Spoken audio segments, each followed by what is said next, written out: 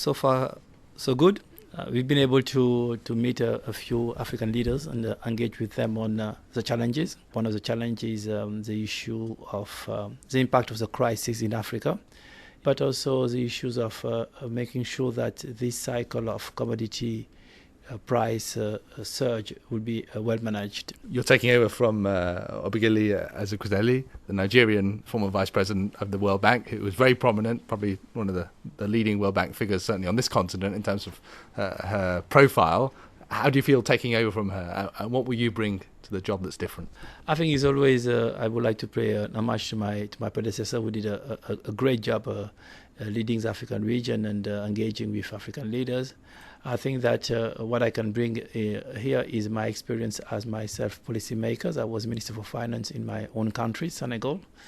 I was a president of the Board of Ministers of the West African Economic Monetary Union, but also the experience in Latin America. I worked for 7 years in Latin America. We're here in Ivory Coast, which is just recovering still from last year's crisis. What's the perspective for this country, particularly on the back of having the HIPC debt relief? I mean, I'm very optimistic for Côte d'Ivoire. I believe that in my discussion with President Ouattara today, it was clear that there is a strong political will, but also a strong determination of really moving out quickly from this post-conflict situation. I think we will be looking at Côte d'Ivoire very, very carefully, because it's one of those countries which were doing well and had a shock a few years ago, went in a conflict situation, and now is re-emerging very quickly.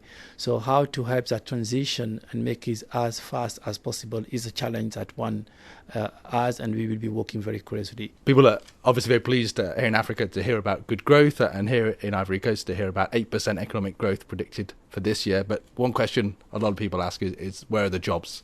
How do you create jobs as well as having economic growth figures that are positive? I think that the experience of Brazil will be very useful in Latin America. I think that one of the important points is to have first a good redistributive fiscal policy.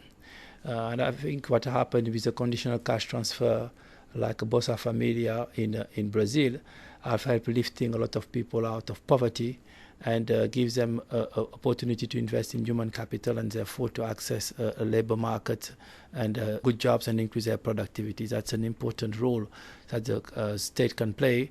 Another one is to start addressing some of the bottlenecks, one of the major being access to quality and cheap energy, to be able to attract investors and create condition of competitiveness for the manufacturing sector in Africa. The third one is to continue working on the investment climate, to make sure that doing business is easier in Africa. And fourth is to be increasing trade in Africa. I think we have here a huge source of growth which is not tapped, and by increasing significantly the inter-Africa trade, I think we have another opportunity to grow.